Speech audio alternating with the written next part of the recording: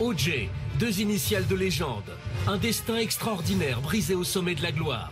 O.J., ça veut dire orange juice, c'est-à-dire l'énergie, le type qui a la pêche. Tout ce qui touche, ça devient de l'or. C'est le genre idéal, quoi. O.J. Simpson, un homme adulé par tous et du jour au lendemain, accusé du meurtre sanglant de son ex-femme. Vous allez découvrir comment un fait divers tragique a bouleversé la vie de l'idole des Américains.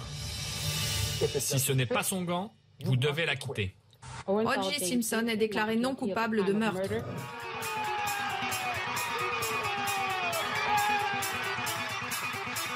Tous les clivages raciaux reviennent au premier plan et l'affaire devient une grande affaire. Avant, c'est le type super et génial, et puis après, on découvre un homme, mais on s'imaginait pas ça.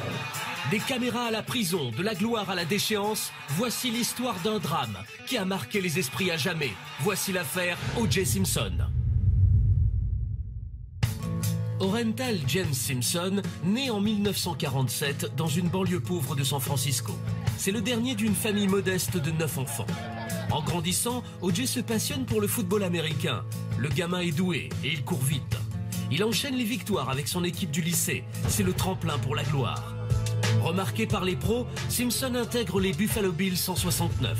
À 22 ans, il devient l'étoile montante du sport le plus populaire des États-Unis. Le football américain, au même titre que le baseball, c'est fondamental. Alors quand on est une star de ce sport, on est non seulement admiré pour sa réussite sportive, mais aussi pour tous les milliards de dollars qui vont avec. Sur le terrain, Simpson est un prodige. Il bat tous les records et court le 100 mètres en moins de 10 secondes. Le public américain raffole de ce beau gosse aux origines populaires. O.J., ça veut dire orange juice, et juice c'est aussi l'énergie, et on l'appelait the juice, c'est-à-dire l'énergie, le type qui a la pêche, et donc il faisait partie, si vous voulez, de l'univers quotidien américain. C'est vrai que les Américains aiment les success stories, aiment les gens qui arrivent, qui sont en bas de l'échelle, entre guillemets, sociale, et qui montent en haut de l'échelle sociale. Les vraies sagas, les vraies histoires, avec toujours cet American Dream, le type qui arrive de nulle part. Les médias se passionnent à leur tour pour O.J., véritable incarnation de l'American Dream. Mais Simpson a de l'ambition, il veut devenir une véritable star. À partir du moment où un accident l'empêche de continuer à être un footballeur, il va passer à la télévision, devenir un chroniqueur de ABC News, une des grandes chaînes américaines, ce n'est pas rien. Et puis progressivement, un autre monde va lui ouvrir ses portes, le monde de la publicité. Avant, j'avais l'habitude de courir dans les aéroports. Maintenant, je vole. Grâce à ma nouvelle carte service, je vais directement de mon avion à ma voiture. Sans même m'arrêter au comptoir. Tout lui réussit, tout ce qui touche, ça devient de l'or, et puis en plus, il est propre sur lui, c'est le genre idéal, quoi. Mais O.J. Simpson refuse l'étiquette de l'Afro-Américain qui a réussi. Il veut gagner le cœur de tous les Américains, noirs comme blancs, et devenir un symbole universel. Et les enfants adorent avoir de l'énergie. Ce jus d'orange, c'est de l'énergie. Il est sucré et provient directement du fruit cueilli sur l'arbre. Il a eu un jour cette expression formidable, il était sur un plateau de publicité, entouré de ses vieux copains des quartiers, et il s'est mis à parler comme eux. Et brusquement, il a dit oh là là, il faut que je fasse attention, là, aujourd'hui, il faut que je parle blanc. Donc il était parfaitement rompu à sa double appartenance, à la fois au monde d'où il venait, c'est-à-dire le monde des quartiers, et le monde de la respectabilité blanche officielle. C'est la première fois qu'une star afro-américaine fait oublier au public américain qu'il est afro-américain. Et donc, du coup, blanc, noir, tout le monde se retrouve en lui et en sa réussite. À la fin des années 70, la carrière télé d'O.J. Simpson commence à décoller. En privé, il vit depuis 11 ans avec Marguerite, son amour de jeunesse. Tout semble parfait dans la vie d'O.J. Simpson. Et pourtant, un drame va bientôt venir bouleverser la vie de la star.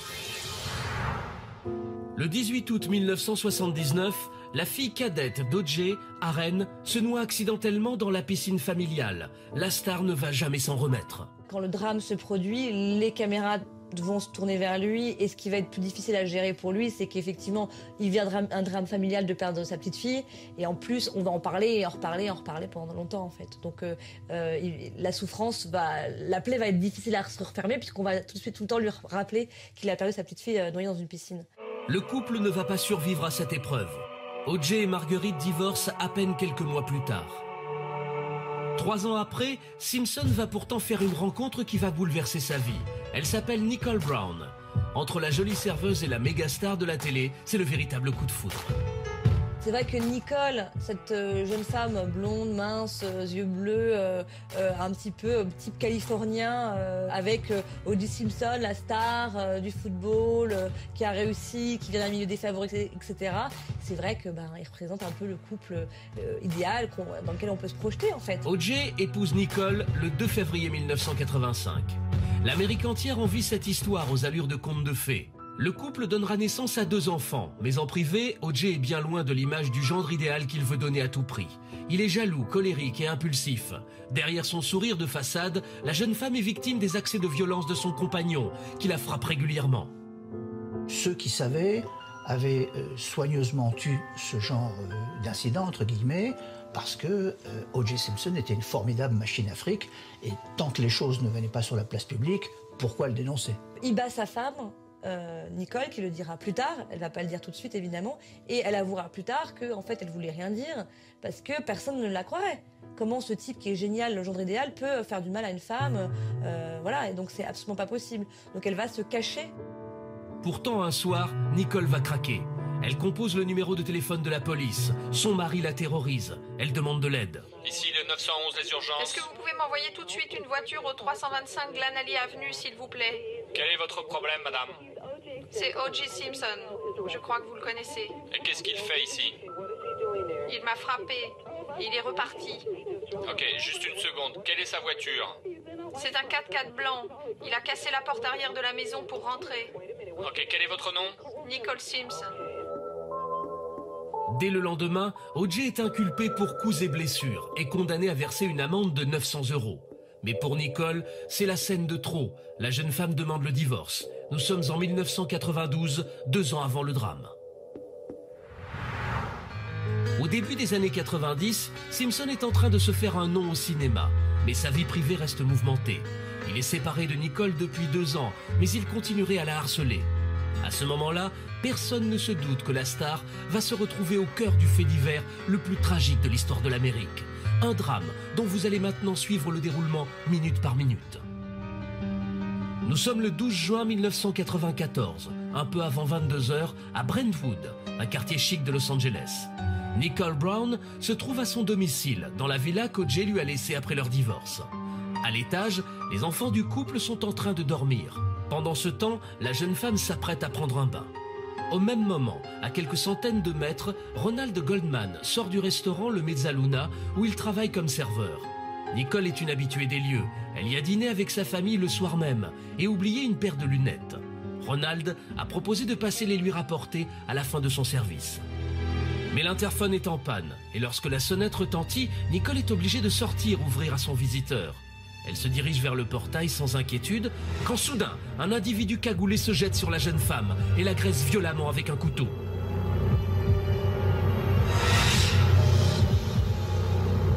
Au même moment, Ronald Goldman arrive sur le perron et aperçoit la scène. Lui aussi se fait violemment agresser par l'inconnu. L'homme revient ensuite vers sa première victime et l'égorge.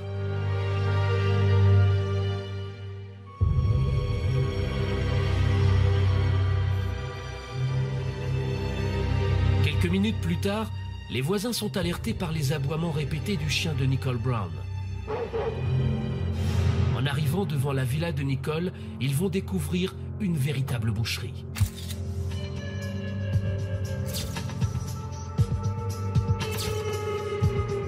Ces images cauchemardesques vont faire le tour du pays. Mais l'enquête qui commence va mener les policiers sur une piste ahurissante qui va plonger l'Amérique en état de choc.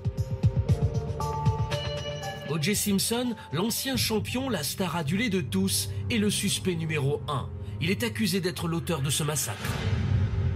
C'est qu'on tombe totalement des nues. On comprend pas pourquoi cet homme est accusé de meurtre sur sa femme, sachant que jusque-là, il faut se remettre dans le contexte de ces années-là, c'est vraiment une star, quoi. Puis c'est un mec bien, etc. Personne ne peut imaginer une telle chose, en fait. 2 jours après le drame, Nicole Brown est enterrée.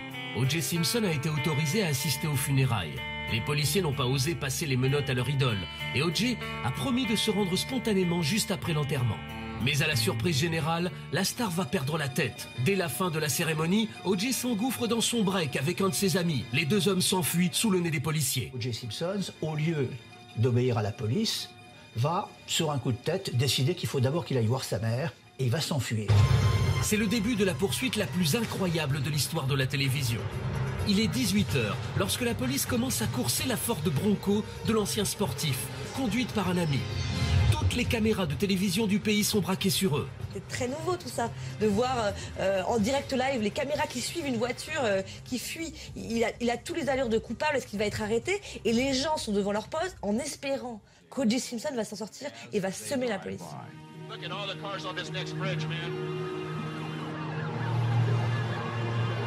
Sur les bords des routes, on va voir des gens brandissant des pancartes. « Vas-y O.J. Vas-y mon pote ».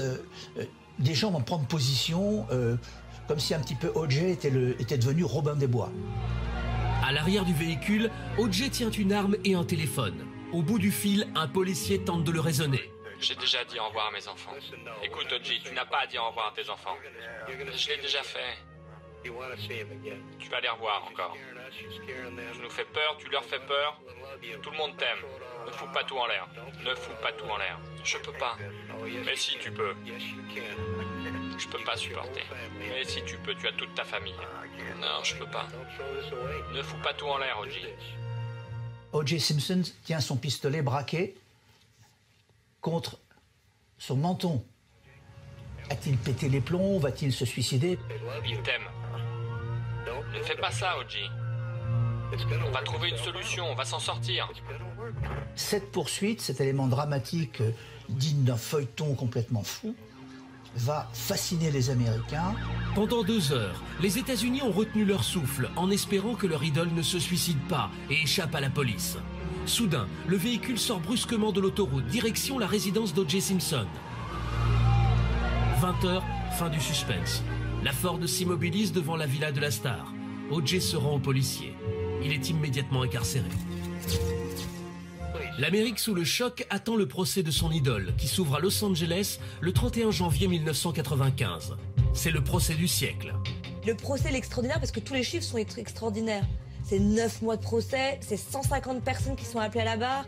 Tout est démesuré, quoi. À l'américaine, quoi. C'est un show à l'américaine et tout le monde a le droit d'y assister. Et tout le monde a le droit d'aller voir si le condamné à mort va aller sur la chaise électrique ou pas. On va voir débarquer les avocats de Hollywood, je ne sais pas, $10 000 de l'heure, ça va être tout un cirque. Les télévisions américaines vont installer des véritables villages de toile, de mobile home, avec le confort pour les journalistes, pour les techniciens, pour les avocats, pour les spécialistes du droit.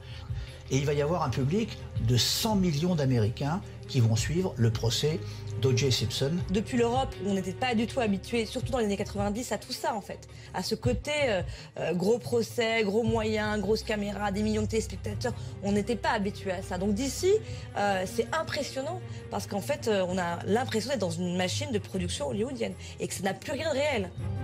Ce procès surmédiatisé s'ouvre surtout dans un contexte social très particulier. Cette affaire va polariser l'Amérique de manière raciale.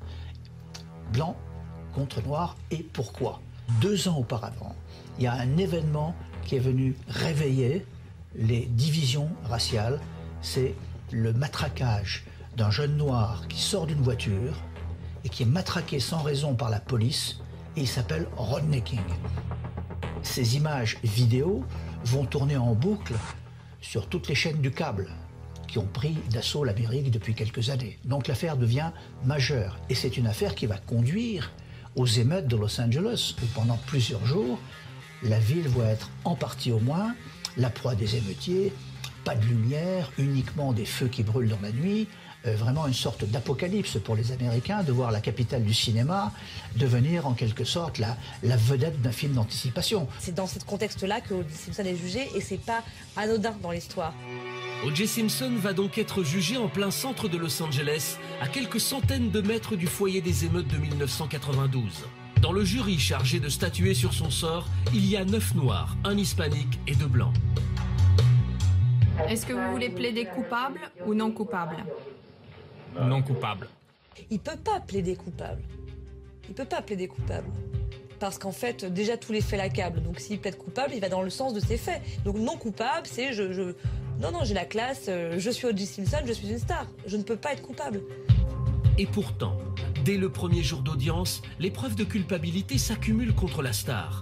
On a retrouvé son sang sur les lieux du crime, des empreintes de chaussures de pointure 45, sa pointure et surtout un gant ensanglanté à son domicile, semblant correspondre à celui retrouvé près du cadavre de Nicole. Une pièce à conviction essentielle. O.J. nie possédait une paire de gants semblables, mais des photos officielles prouvent qu'il a porté le même modèle que celui utilisé par le meurtrier. Les avocats de Simpson jouent alors le tout pour le tout et demandent à leurs clients d'essayer les fameux gants. Et là, surprise, les gants ne semblent pas lui aller.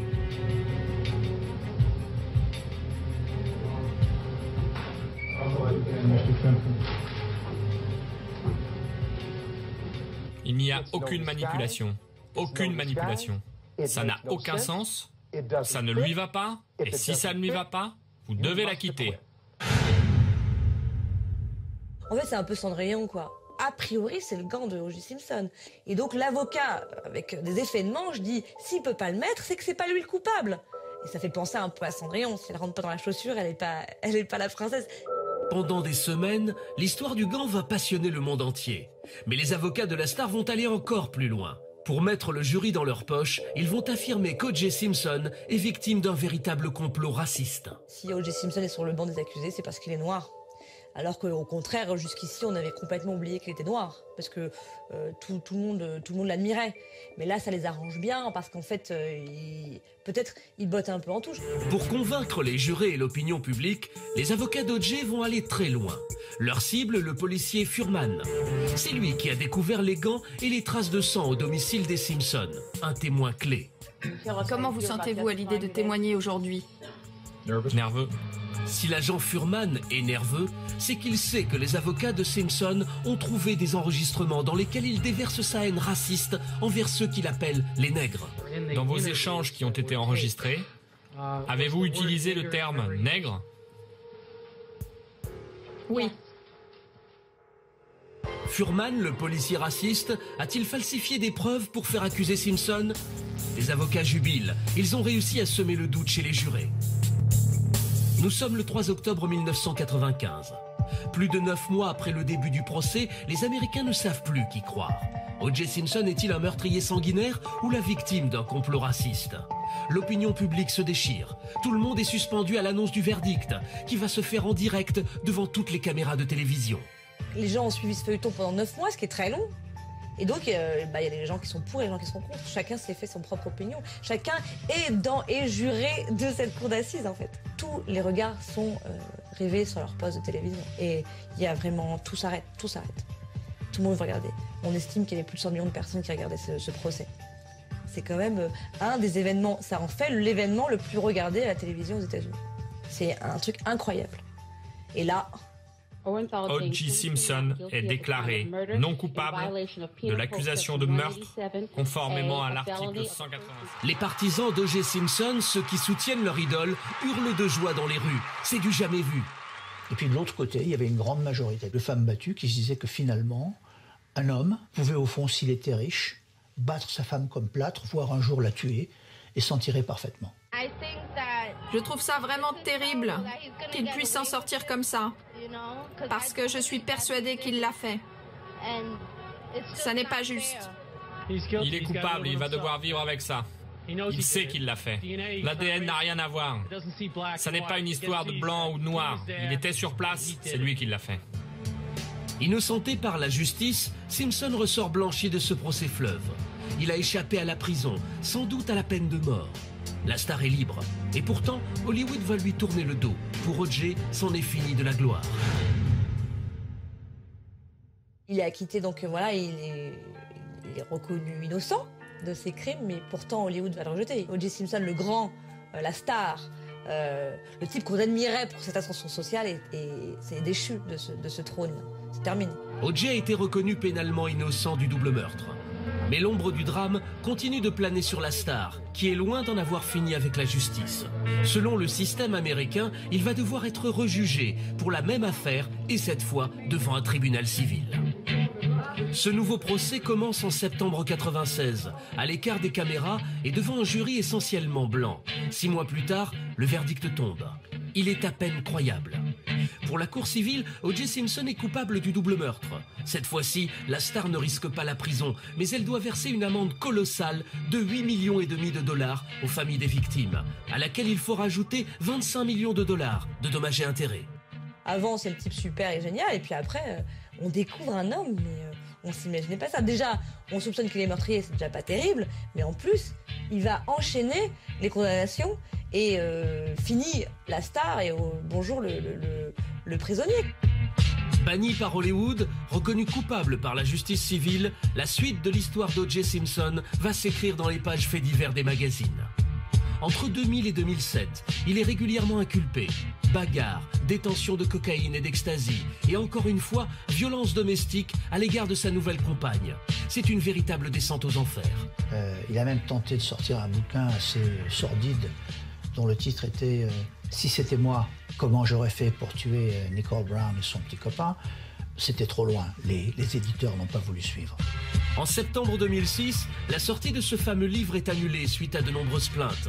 Ironie du sort, un an plus tard, ce sont les familles de Nicole Brown et Ronald Goldman qui demanderont la publication du livre. Les bénéfices de sa vente permettront ainsi de rembourser les fameux dommages et intérêts que la star ne leur a jamais versés. O.J. veut retrouver le chemin des écrans. Tout le monde veut m'avoir dans son émission, mais ils veulent m'avoir pour me faire dire ce qu'ils veulent me faire dire. Donc maintenant, je vais me consacrer à toutes les choses que j'ai lancées depuis des années et prendre le temps d'expliquer aux gens ce qui s'est vraiment passé. Mais il ne sait pas que c'est un film qui va précipiter sa chute finale. Un film de vidéosurveillance. Nous sommes à Las Vegas, en 2008. Sur ces enregistrements de caméras de surveillance d'un hôtel, on aperçoit clairement Simpson accompagné de plusieurs individus. O.J. soupçonne un des clients de l'établissement de détenir des effets personnels, lui ayant appartenu. Il veut les récupérer. L'homme va être agressé dans sa chambre et menacé avec une arme par O.J. et ses complices. À 60 ans, l'ancienne star, arrêtée peu de temps après, clame encore son innocence. Est-ce que vous comprenez tout ce qui est retenu contre vous? Et que plaidez-vous? Non coupable. Merci. Jugé pour vol à main armée et enlèvement sous la menace d'une arme, cette fois O.J. ne passera pas à travers les mailles du filet. Il écope d'une peine record de 33 ans de prison. Finalement, en fait, la justice l'a condamné après pour le meurtre de sa femme. C'est une manière de le punir pour ce qu'il a fait avant, finalement. Près de 15 ans après l'horrible meurtre de Nicole Brown et Ronald Goldman, O.J. Simpson paye-t-il finalement pour ce crime impuni? C'est probable. Et pourtant, aujourd'hui, le destin de la star déchue, qui ne devrait pas sortir de prison avant ses 99 ans, ne semble plus vraiment faire vibrer l'Amérique.